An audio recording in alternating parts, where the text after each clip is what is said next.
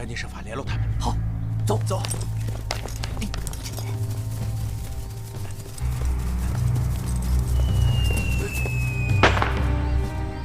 七爷，你看，是朝华的信号。走，快去看看。走。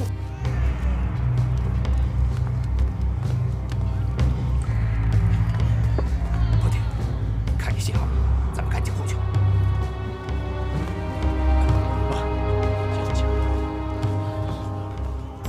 凤城大街外面的官兵太多了，咱们得小心点，千万别暴露了身份。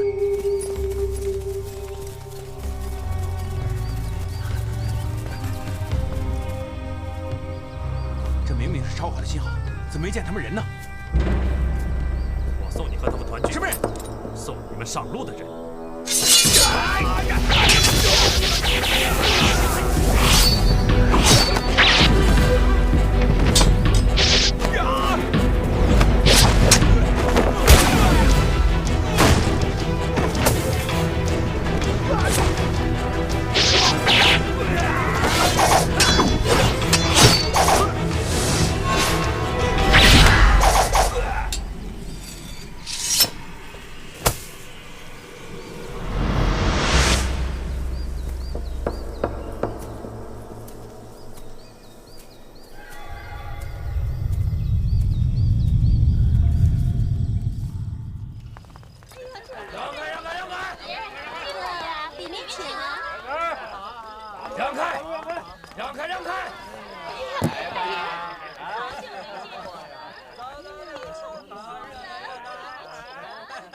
醉月楼，让手下把这个地方团团围住，不许放走一个人。好，真不错，跳得好啊！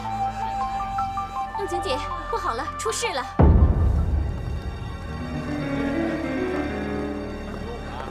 不好了，动情姐，出事！是，到底出什么事了？外头来了好多官兵，把醉月楼给围住了。去吧。 快走，快走！不许出去！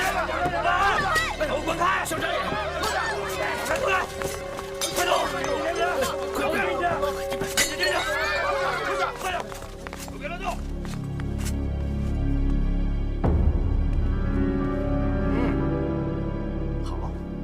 好。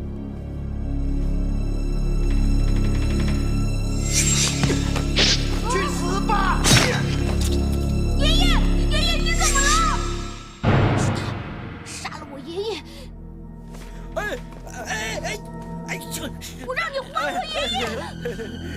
孩子找爷爷，孩子找爷爷。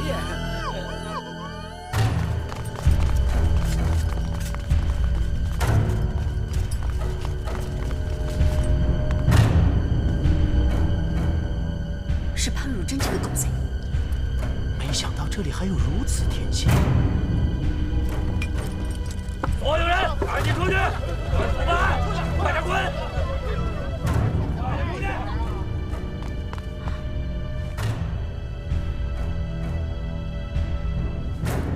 哎呦，我说您这位风度翩翩、玉树临风的关老爷，我这醉月楼是犯了什么事，让您这么劳师动众的？我听说东林党的余孽藏在你这醉月楼，所以我过来查看查看。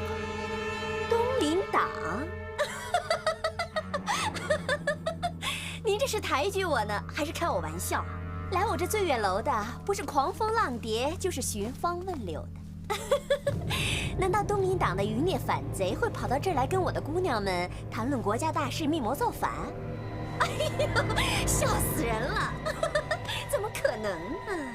有没有？你说了不算，得让我的手下查看清楚了，自然就明白了。 哎，别，关老爷，我看您这个气宇轩昂、慈眉善目的，一定有一副菩萨心肠。求求您，高抬贵手，给我个面子嘛！我一个妇道人家，操持这么大的买卖也不容易。给你个面子，也行。但是我这面子是有代价的。哎呦，关老爷，您就别跟我开玩笑了。您这么大的一个官，什么值钱的东西没有见过？我这里呢，最值钱的也就是我们的姑娘们了。哎，要不这样吧，我挑2个最漂亮的姑娘陪您喝2杯。这主意不错，不过不用那么费心，就让他一个人给本府跳2曲就行了。进去！你干什么呀你？你放我出去！你干什么？那个坏蛋杀死爷爷，我要报仇！冷静，听我说，行不行？我走。你敢打我？小少爷，小少爷，你还这么用力！你要是出去会连累所有的人。我恨你！我恨你！我恨你！你打我！你打我！小少爷，小少爷，对不起，小少爷，对不起，小少爷，我不是故意的，你原谅我好吗？小少爷，我求你了，原谅我吧，小少爷，我没打过你，我以后再不打你了，小少爷，我求你了啊！小少爷，我求你原谅我好不好？小少爷，我求你了啊！小少爷，我求你了。让我原谅你可以，那你得去杀了那个坏蛋，给我爷爷报仇！小少爷，别喊了，行不行？我跟你现在的心情一样，我也现在想出去把他抓住，摁在桌上掐死他，千刀万剐了他。可是不行啊！我们现在如果一出去，我们俩也会被杀头，不光咱们俩会被杀头，醉野楼所有的人，冬青、华姨，所有你喜欢的人都会被砍死。你愿意看到他们死吗？啊！我不愿意看到冬青姐姐和华姨死，那我爷爷的仇就不报了吗？报，怎么能不报呢？宝贝儿，怎么能不报这个仇呢？你爷那句话说得好啊，不是不报，时候未到，君子报仇10年不晚。我们不是君子，我们现在是娘子，娘子20年都不晚，我们一定要报这个仇。可是现在不能出去，咱们不能再给醉野楼添麻烦了，真的不能。我求你了，别再哭，别再闹，你听我一句好不好？我也给你跪下了，求你好不好，小少爷？马张飞，你起来！你不答应我就不起来。那我答应你，我乖乖的听你的话，你快起来！好孩子，好孩子，真是好孩子。小少爷，咱们现在再出去看一看。如果冬青、华姨他们真的有什么危险，咱们俩还得努一把，一起帮助他们，好吗？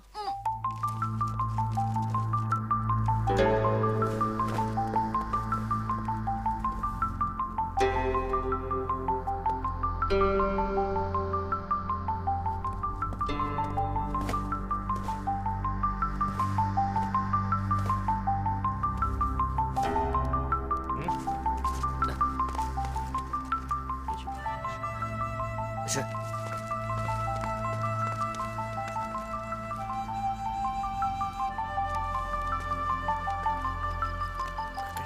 站住！干什么去？给大人送酒。醉月楼还有你这种货色？快走，走！好，这姑娘挑得好啊，舞姿曼妙，简直可以媲美杨贵妃的彩衣霓裳舞了嘛。关老爷，只要您看得高兴啊，欢迎您天天都到我这里来，我招待，免费招待。我是吃朝廷俸禄的，怎么可以天天来这个地方？那么多的公务谁来办呢？啊？哎呀，那您要是不能天天来也没关系，只要您一有空，我这里随时欢迎您大驾。我虽然不能天天来，但是我却想每天看到他给我跳舞。啊？您不能天天来，却想天天见到他呀？是啊，哎呦，那我可没招了。你没招，我有啊。你有？端上来。这，大人，收下吧，华姨。哟，这么多的银两要我收下，这，我不懂了。您这个是？这是我给他的赎身钱。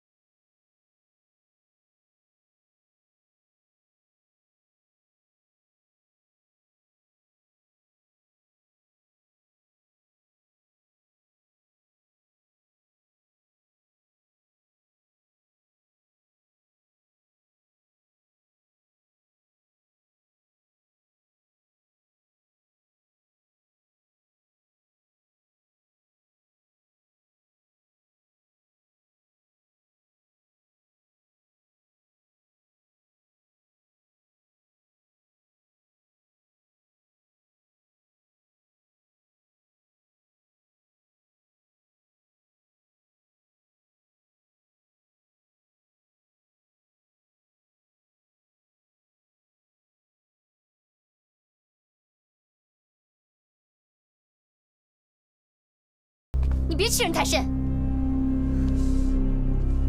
我就欺负你了，你能拿我怎么样啊？啊？难道你还要连累所有的人都被我欺负吗？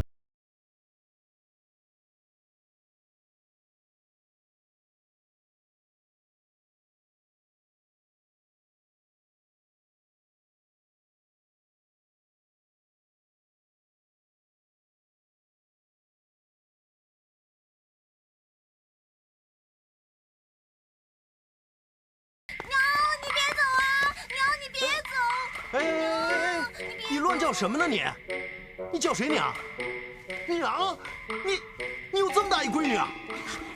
是啊，我们姑娘婚结得早，14岁就嫁人了，现在有个8岁大的女儿叫花儿。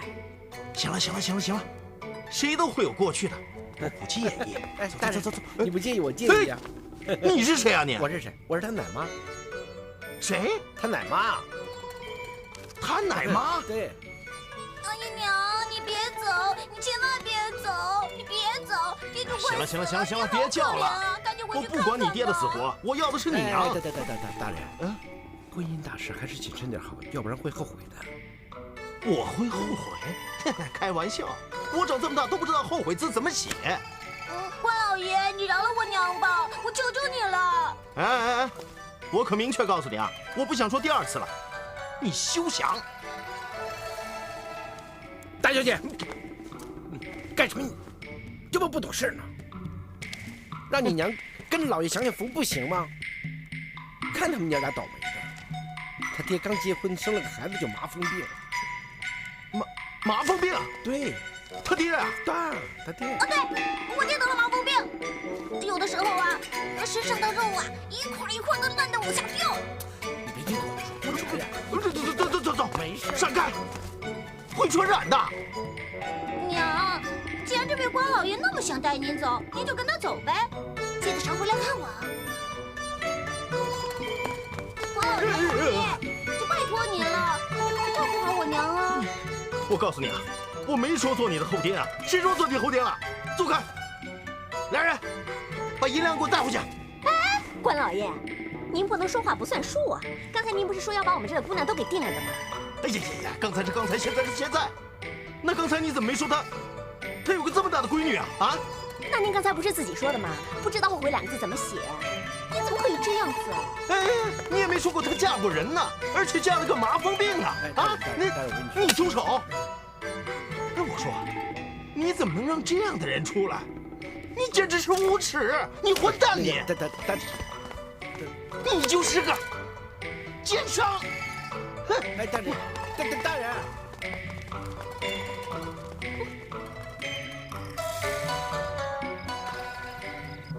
锦衣卫包围了醉月楼，冬青会不会遇上危险？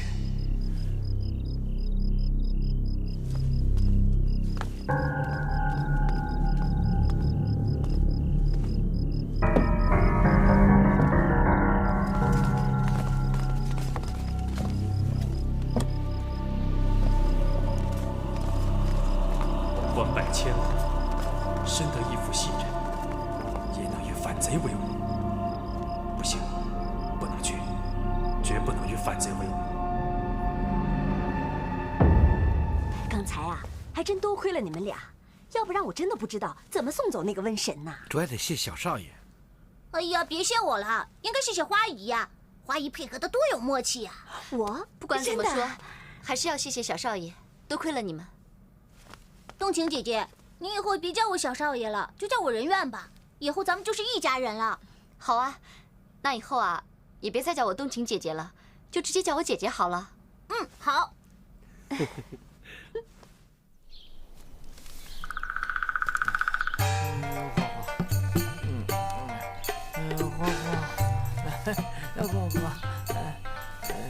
好了。来，喝口酒。哎好，来，我喂你啊。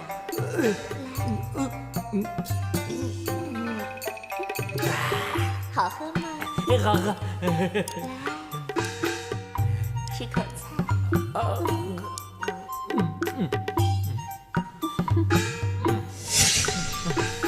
我喜欢你，花花。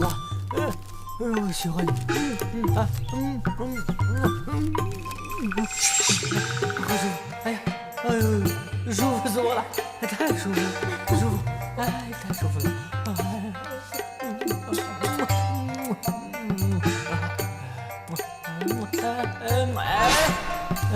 不要走嘛！不要！我那个不孝的爹，骗我说要把我相公押回黑风堂，可这都日上三竿了，连我相公的影子都没看到。你看，这人怎么真奇怪？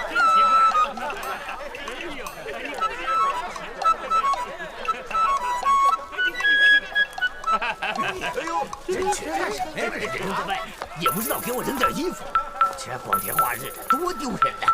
这千万别碰见熟人呢。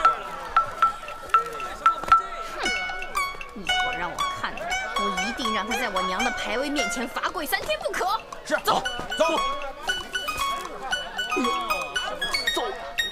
是我们家姑奶奶，真是冤家路窄呀！要是被艾迪认出来，就是不死也半残呐。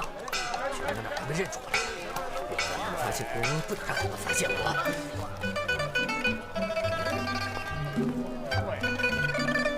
站住！哎，当家的。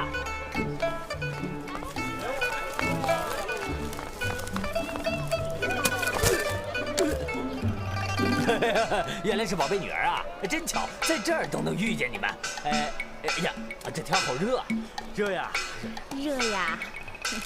马上就让你着凉！别嚷嚷你，给你爹留点面子。你还有什么面子啊？你都穿成这样了，朝廷让你脱光了衣服忧国忧民啊？老实说，是不是风流快活去了？别这么大声嚷嚷，你嚷什么呀你？我跟你说啊，你爹现在正在为朝廷执行一项非常秘密的任务。任务？嗨，什么任务啊？连衣服都不穿啊？听都没听过。不能说呀，这说了那就不叫秘密了。哎，那当家的，你这衣服上哪儿去了？总能告诉我们吧？我坦白告诉你们吧，我遭到了东林党的暗算，他们扒光了我的衣服，还威胁我，在1个时辰内必须让我赶回醉月楼，否则就不把衣服还给我。我的痛苦，你们知道吗？我的悲哀，你们了解吗？我真的是生不如死，痛不欲生啊！但是，为了朝廷，我死而无憾，我脱而无怨。没想到爹为了朝廷，竟然受了这么大的委屈。是啊是啊，放心吧，我现在就陪你去一趟醉月楼，看他们能把你怎么样。顺便，嘿嘿，把我相公抓回来，让他当压寨相公。对，走。马上飞，马上飞，你陪我来玩捉迷藏吧。别吵，小少爷。我今天感觉不好，眼皮老跳。哪只眼睛眼皮跳啊？右眼。啊，完了，左跳财，右跳灾，你今天肯定有倒霉的事情要发生。这个小乌鸦嘴！我怎么可能倒霉呢？我怎么可能晦气呢？知不知道我现在是谁？我现在是全城最富有传奇色彩、最有发展潜力的龟奴。说不定我要是再努一把，就可以成为名动9省的天下第1龟奴了。人愿，啊，姐姐，人愿，陪姐姐去大观音寺上香，我想请观音大师做主，咱们正式结为姐弟，好不好？当然好了。太好了，我也去。哎呀，你去干嘛呀？你跟我们姐弟俩又没关系。我去。哎呀，你坐下。干什么呀你？老不让我起来。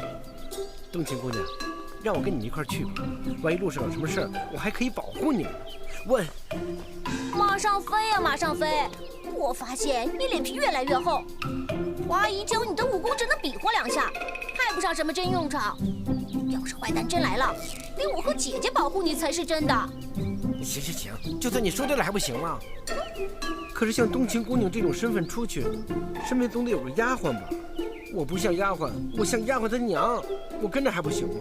好了好了，别啰嗦了。要想跟我们走啊，赶快收拾东西。太好了，一下子就把袁崇焕手下的13铁骑干掉了其中9人，真是开心呐！红英啊，你不愧是本座手下最得力的爱将啊！只可惜还有4条漏网之鱼。哎，为父明白，你是心急为本座除去心头大患。本座深信，几条漏网之鱼，早晚也都是你的囊中之物。如真啊，卑职在。昨夜你劳师动众，带了那么多人马，折腾了一晚上，可结果居然是徒劳无功。难道你身为江浙巡抚，就不觉得汗颜吗？骑兵9000岁，卑职确实是忙了一个晚上，可是没有发现什么。哼，可我怎么听说，有人想一掷千金，想纳醉月楼的姑娘为妾？潘大人，昨天晚上你可是够忙的。9000岁恕罪，卑职。算了，窈窕淑女，君子好逑嘛。你食色性也，何罪之有啊？本座也不是个不懂得通情达理。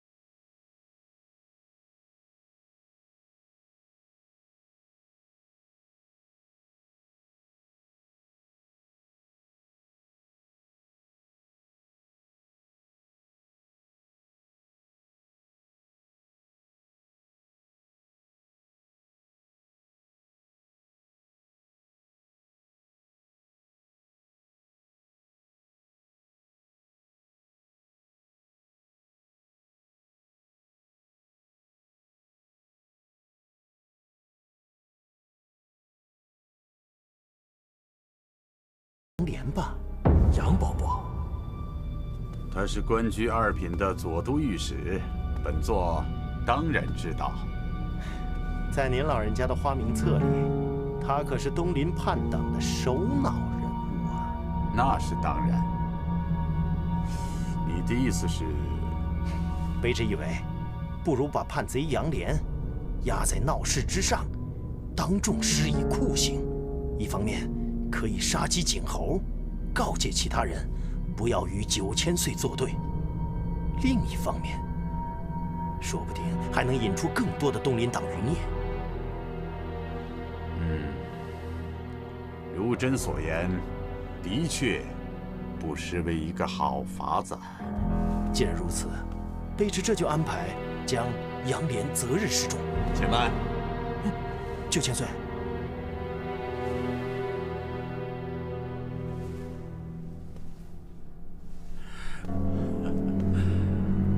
红英啊，本座知道你和杨连是旧识，正所谓上天有好生之德。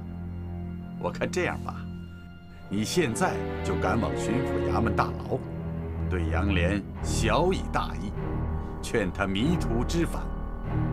倘若他能够归顺本座，日后为朝廷尽心，那本座就给他一条生路。哎，这杨莲毕竟也算是治国之才啊。莹儿啊，不知你的意下如何呀？全凭义父定夺。好，那就照本。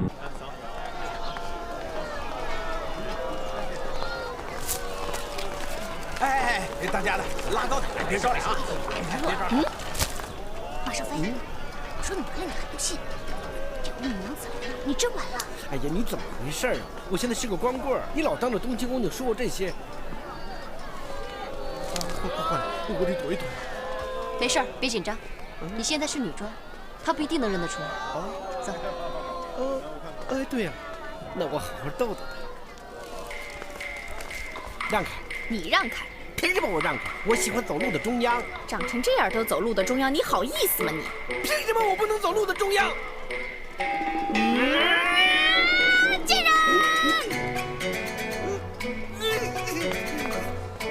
居然骂我是贱人！我长这么大还没有人说过我是贱人。喂，你怎么能骂人呢？骂人怎么了？我让你立刻道歉。对，想要道歉？哼，休想！你，唐贵书上说小人与女子难养也呢。哎，你这个小丫头啊！我明白了，你就是那个可恨可恶的女人。凭什么骂我？你说一个女子，她迫于生计去醉月楼陪酒卖笑也就罢了，可是长成你这个样子的都去醉月楼，你不是赚钱去了，你是找乐儿去了，是不是？对，你说长成你这样还去那儿找乐去？像我这样的正经男人才不会给你乐呢！哼，长得跟丑八怪似的。呸！呸！什么东西？就是，你说醉月楼都跟你这样似的，长得跟母夜叉似的，我们还怎么去醉月楼啊？就是啊。啊不，那个我的意思是说，我去醉月楼啊，找我的衣服。哎，对，衣服。我告诉你们，醉月楼里面没有一个好家伙。你居然敢骂冬晴姑娘，我跟你拼了！我！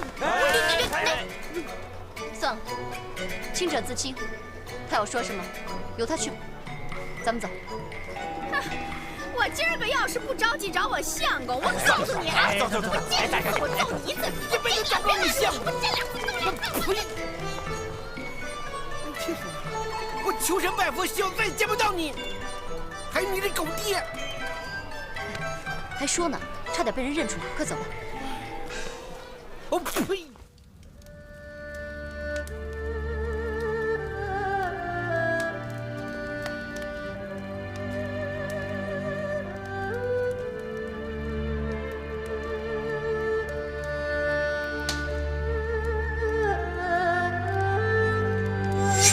你师父让我教你读书认字，我就有责任把你培养成栋梁之才。你要记住，一定要当一个有用的人，一定要写好字。知道了。你看，这是你的名字，叶红叶。倒杯水给我。是，千户大人。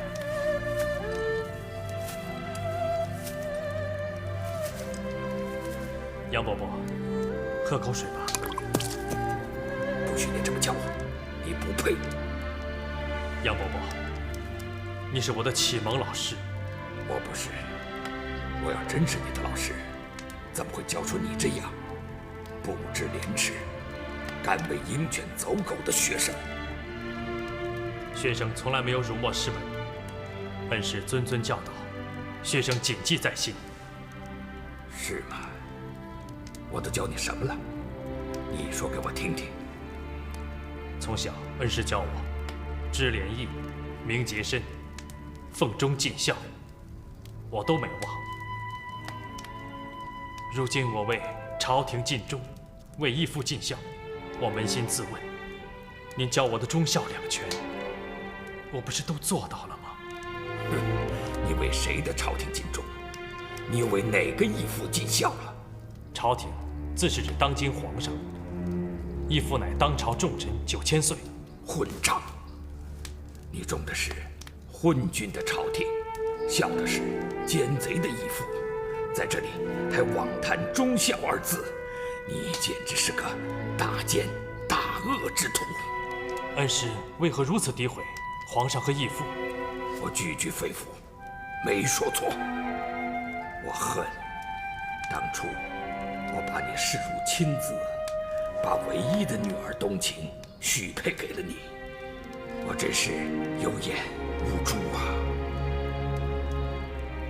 此事暂且不提，我今日特来传义父口谕：若是你能大彻大悟，迷途知返，日后报效朝廷，便可既往不咎。住口！说穿了，你是来说服我，让我顺从魏忠贤那个奸贼的。杨伯伯，你不要再执迷不悟了。执迷不悟的是你，我没有错。你若还念半点师生情谊，就听我劝，赶快回头吧。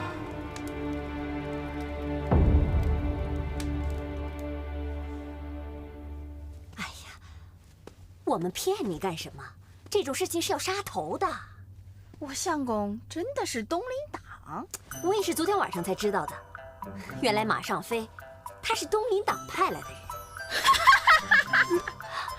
我相公是东林党。你没事吧？你相公是官府通缉的要犯，你还笑成这样啊？哎呀，女儿，你这是怎么回事？这是几？还是会长？我相公是东林党，就他那德行，他是东林党。那东林党的人不都成了酒囊饭袋了吗？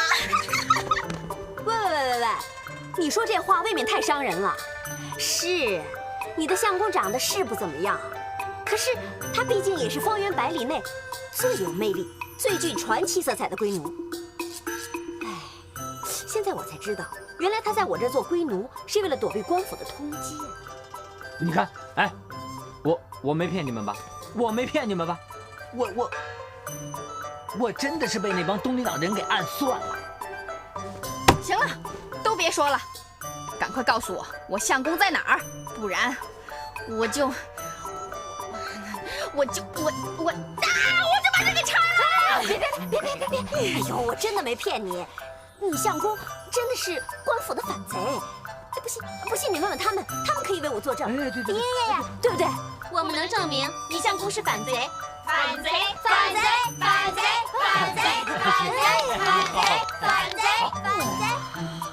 这么多人能证明，难道我相公真的是东林党？叔叔是不是不相信红影哥哥，要我去监视他？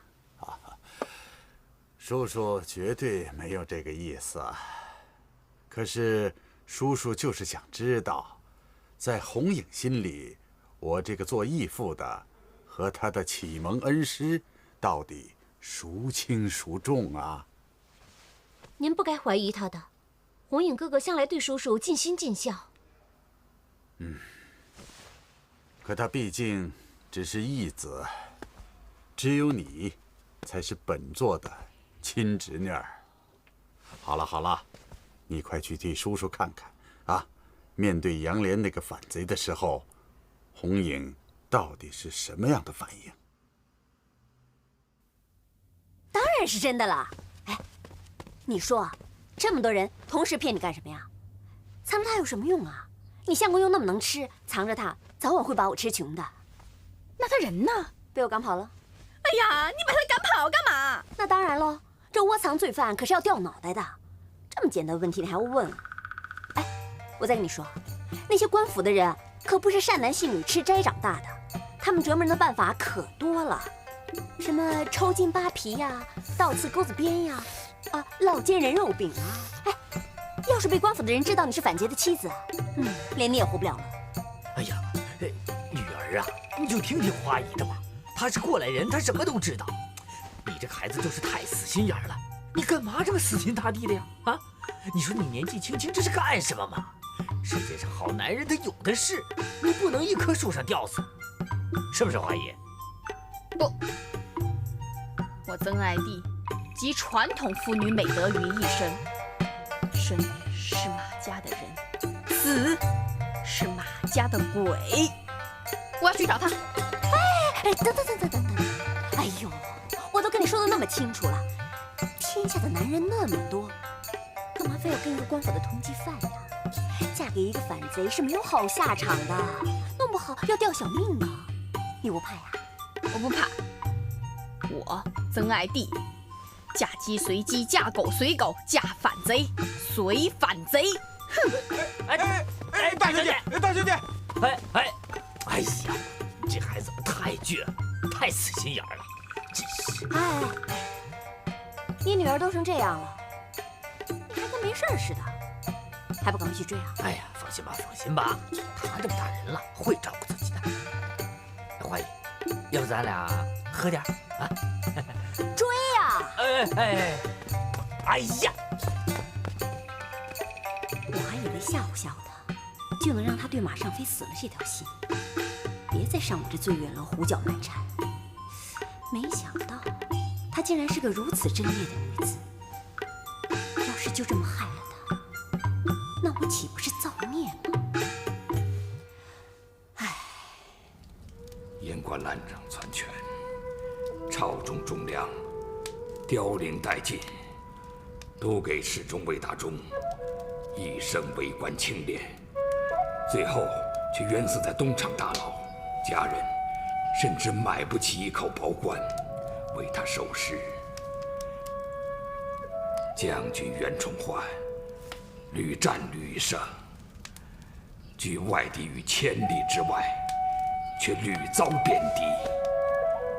一代名将熊廷弼为我河山，功勋彪炳，到头来却被栽赃贪污的罪名，惨遭灭门。想我杨涟一介文官，扪心自问，无天毫之处，愧对社稷百姓，却被定了叛国之罪，锒铛入狱。你看清了吗？你效忠的是一个什么样的朝廷啊？不要再说了，你不要在混淆中间一错再错，是非不分了。我叶红影识君之路，担君之忧，只知道凡朝廷难容的，便是天地难容的奸恶之徒。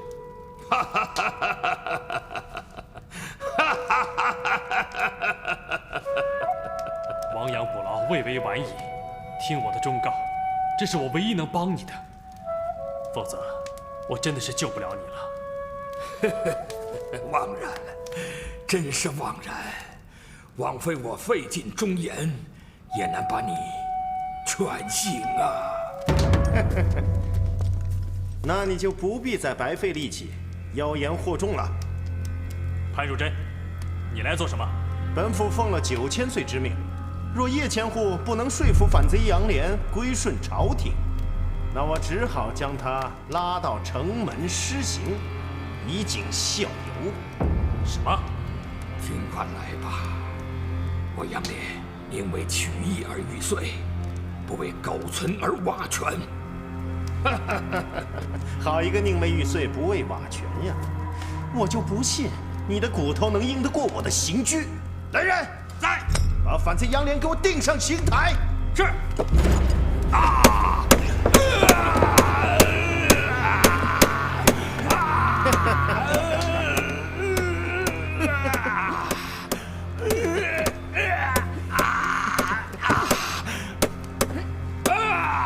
杨嬷嬷，你何必受这种皮肉之苦呢？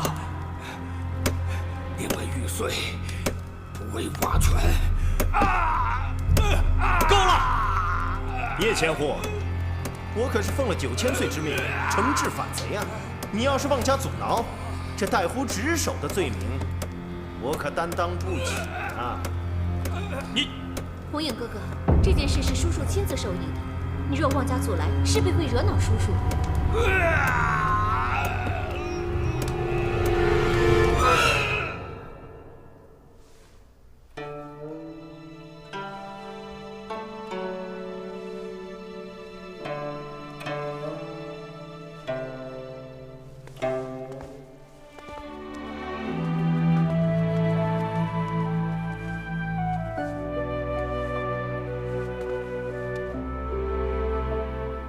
人远，上完了这炷香，我们可就是姐弟了。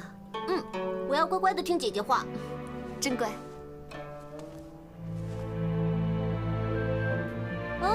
马尚飞，你怎么还跪在菩萨面前啊？你就不怕菩萨嫌烦呀？到底有什么愿望？快说！我就一个愿望，腿麻了，快点扶我起来。哎呦，哎呦！哎，你们俩都有地儿，我没地儿，你还催我？我就一个愿望，那个每天喊着哭着要嫁给我的臭婆娘，永远见不到我。我要天天和你们在一起。哎，人远，你还有什么心愿？趁现在赶快告诉菩萨。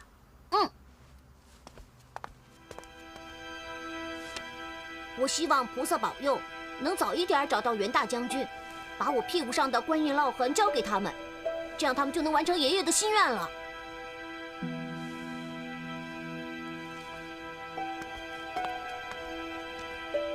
你放心，皇天不负苦心人，你这么有孝心，菩萨一定会保佑你的。那姐姐，你有什么愿望啊？我的愿望，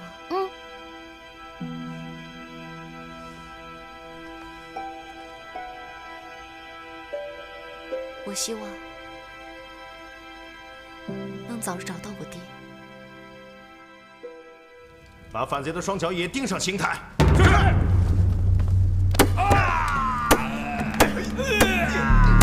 狗贼，来吧，动手，杀了我，给我一个痛快！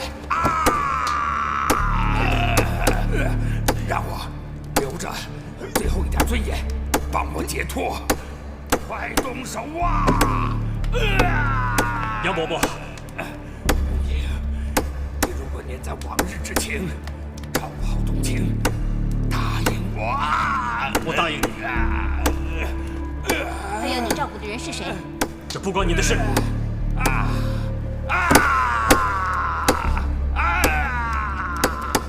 动手！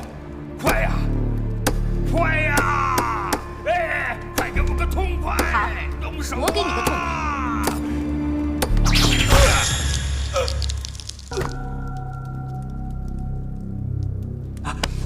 你干什么？我干什么你不清楚吗？我是在帮你，因为我知道你根本看不得他这么痛苦。来人，将这反贼的尸体给我卸下来，像拖条死狗一样拖到大街之上，游街示众。不许对我老师的遗体无礼！叶千户，这可是9000岁的意思。我要亲自送杨伯伯。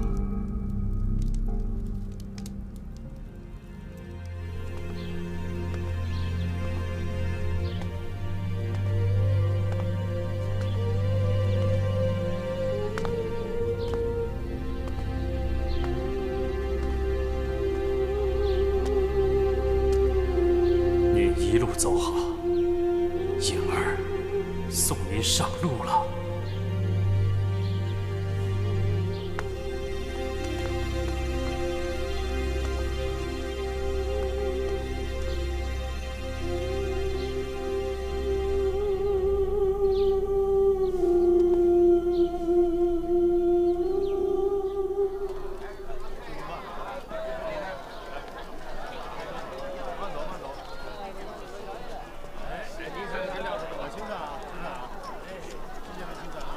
相公，你在哪儿啊？别让我找不到你！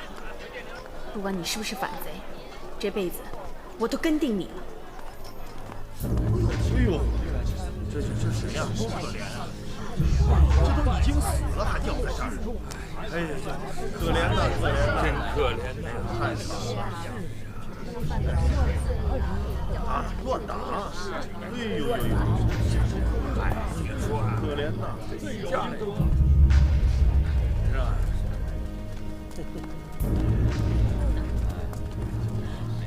哎，你们看，那边挂个人吧。英叔哥哥也在那边。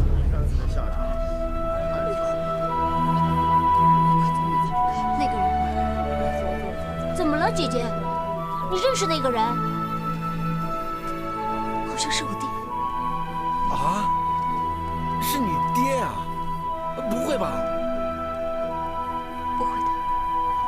一定是看错，不会的。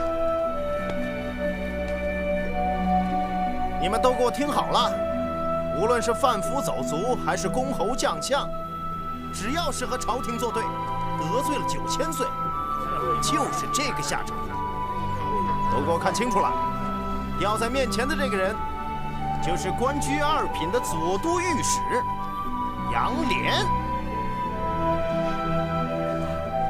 爹，姐姐，姐姐，放开！姐姐，平时我什么都听你的，但是这次我不让。火影哥哥，别跟着我。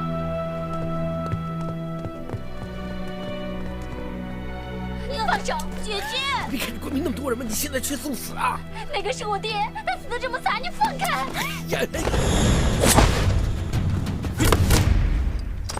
哎，是英雄哥哥。妖人，你干嘛点他？你先别说了，赶快带少爷回去。干嘛呀这是？相公。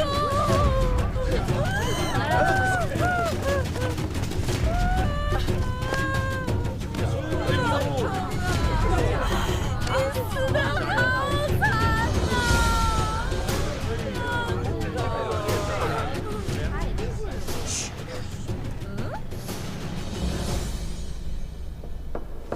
哎呀，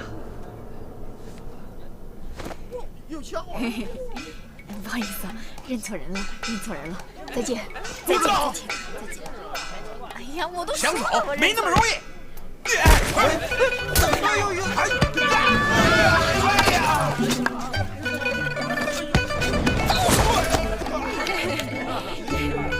不好意思啊，真的认错人了。大胆反贼，不准走！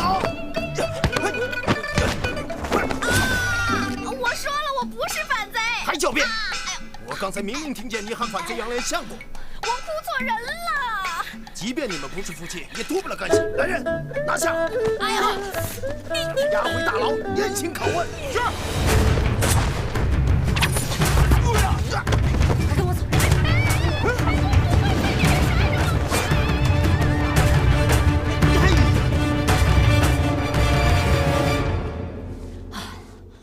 憋死了。是你救了我。这是哪儿？你问的这不是废话吗？我是个老鸨，又不是尼姑，这里当然是醉月楼。你以为是尼姑庵呐？我警告你哦，我可是个知书达理的贞烈女子。你要是想逼娼为良啊，不，逼良为娼，没门儿。哎，谁逼你了？我这不是救你吗？别以为我不知道，你就是想让我欠你的人情，然后让我陪酒卖笑报答你。哎呦，什么跟什么呀？你也太有想象力了。哎，我问你啊，我有那么坏吗？我是不忍心眼睁睁地看着你去送死。我可是个有妇之夫，我要去找我相公。不许离开醉月楼，给我绑上！哎，你们干什么呀？你们不知道我力大无穷吗？听见没有？放开我，快！我知道啊，普通的绳子是绑不住你的。可是我早有准备了，我叫他们准备了一条泡了水的牛筋。你是挣不断的，不信你试试。你放开我！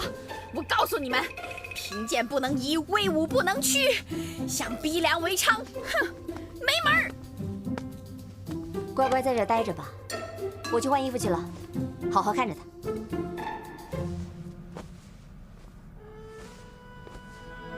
哎，快来！哎，原来被吊在大街上示众的尸体，就是东秦他爹杨连阳大人。是啊，东秦姑娘一心想给他爹收尸，我想拦都拦不住。所以你就把他给打晕了？对呀。马尚飞，这次你做的真好。经常这样。马尚飞，你还知不知廉耻啊？沽名钓誉，粉饰太平，非其功而居之路，乃君子所不耻也。打晕姐姐的不是你，是英雄哥哥打晕的。哎，你说的英雄哥哥，不就是那叶红影吗？对，就是那狗贼。这个神机营的狗贼，一天3变脸，这葫芦里卖的什么药啊？花姨，外面有3名自称是袁崇焕将军派来的人，想见你。袁将军派来的人，一定是13铁骑来接应我们的。那我去见他们吧。哎，慢着，先别急。这13铁骑我们谁也没见过，谁知道是不是官府派来的奸细？我先去探探他们个究竟。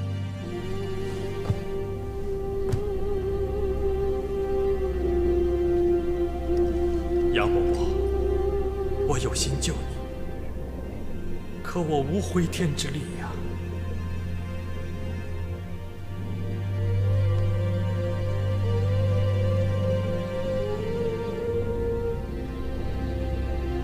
在下石破天，岳新川。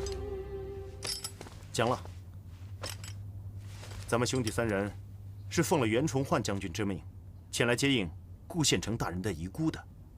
我也听风尘双侠说过，3位莫非就是袁将军座前的铁血13骑？啊，正是。这13铁骑不会只有你们3个吧？其他人呢？啊，是这样，咱们3兄弟和其他兄弟是分开进城。怎么，他们还没到你这儿？哎呀，说真格的，这里每天在我这醉月楼进进出出的男人这么多，还真就是没有见到你那些失散的弟兄来过。啊，可能是人生地不熟，还没找到醉月楼吧。哎，华姨，我听风尘双侠说这个顾大人的遗孤就在你们醉月楼里，能否让在下见见呀？这个人对他失散的弟兄毫不关心，对风尘双侠不闻也不问，却急着想知道人怨的下落，这似乎太不合常理了。华姨，您在想什么？我是在想，这件事我还真不知道该怎么向袁将军交代。我不明白你的意思。实不相瞒，那孩子啊，已经离开了我们醉月楼，不知道跑哪儿去了。哎呀，都怪我不好，没能看住他。什么？顾大人的遗孤不见了？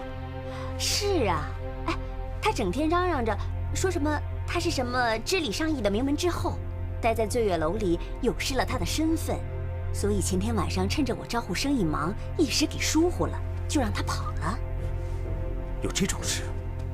我也已经派人到处去找了，可就是没找着。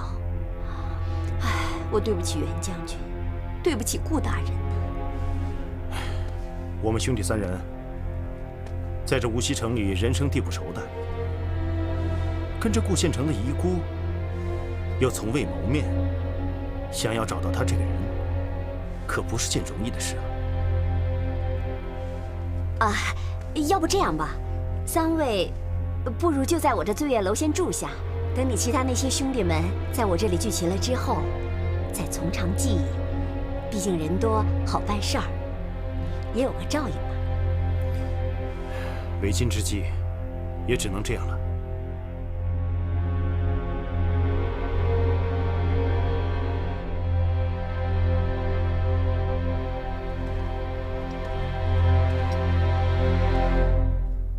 义父，知不知道我为什么要你单独一个人来见我？孩儿不知。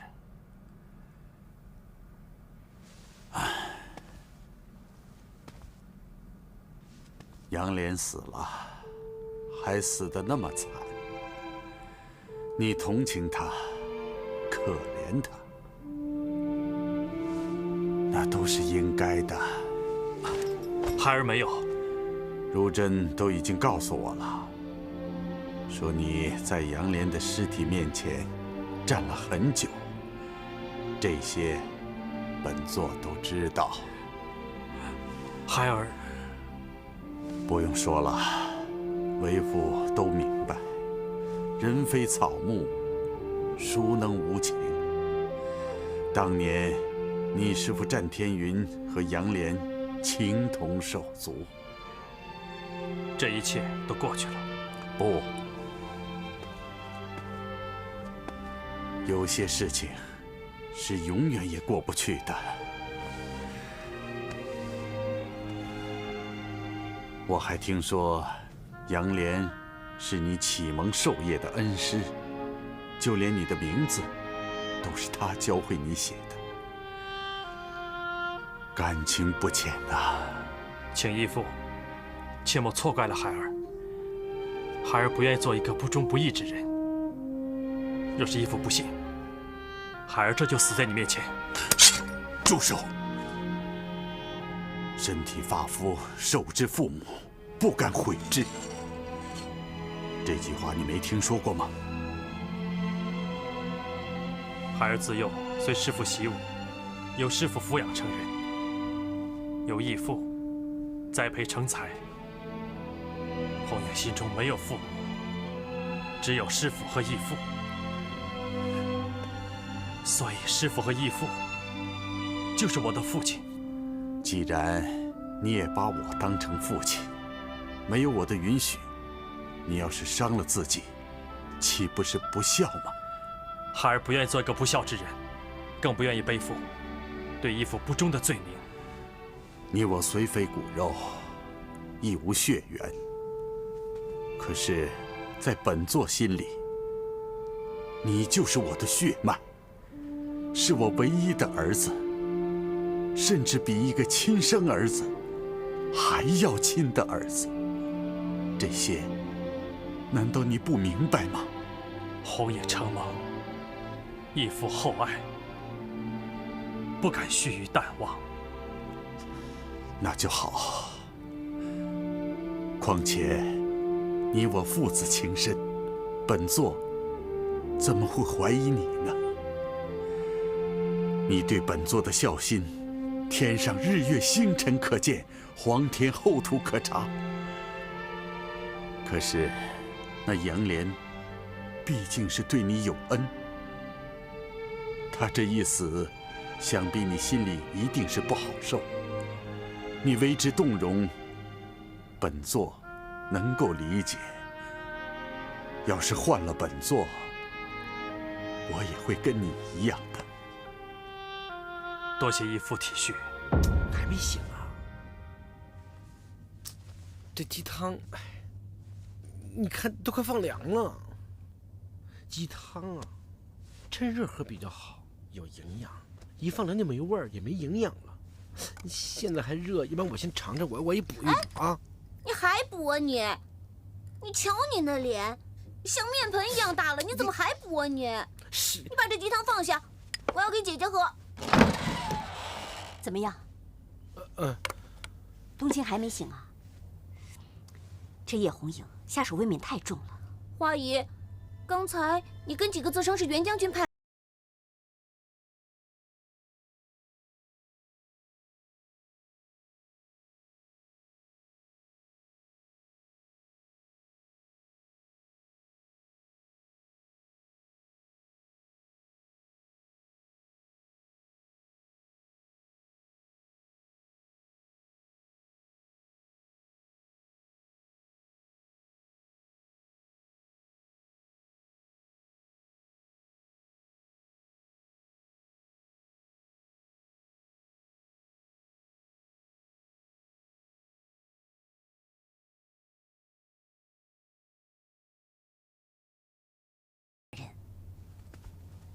你的意思是那个叫花姨的老鸨开始怀疑咱们了？我是在想，顾先生的遗孤与铁盒的钥匙关系甚重。按说，花姨不是个简单的人物，她怎么可能这么不小心，把那小孩给弄不见了呢？这么说，他是有意瞒着咱们，故意不让我们找到顾先生的遗孤在哪儿。我这个也只是猜测了。哎，你们俩有机会到处看看，看看是不是能找到什么蛛丝马迹。本座本想让你给杨莲收尸，也好聊聊你的心事。可是这杨莲毕竟是东林叛党的首脑之一，放着他是本座的死敌不说，他妖言惑众，抨击朝政，数落皇上的种种不是。本座要是随了你的心愿，让你给他入殓安葬，恐怕会有损天威，无法照信于天下百姓啊。孩儿明白。你该不会怪义父吧？孩儿不敢。那就好，那就好啊！难得颖儿，你能如此深明大义。不过有件事情，为父还得提点提点你。孩儿受教。本座以为，忠孝二字，忠字要永远摆在第一位。在忠字面前，任何情感都显得太微不足道了。多谢义父提点。千万记住义父一句话：想成为一把锋利的宝剑，就不能轻易动情。无论是亲情、爱情，或是友情，明白吗？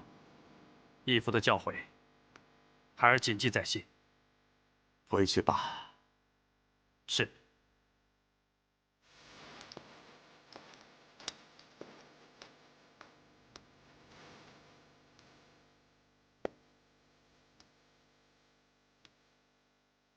叶红影，你太多情了，注定无法成为一把最锋利的剑。当你不能再为我所用的时候，我会亲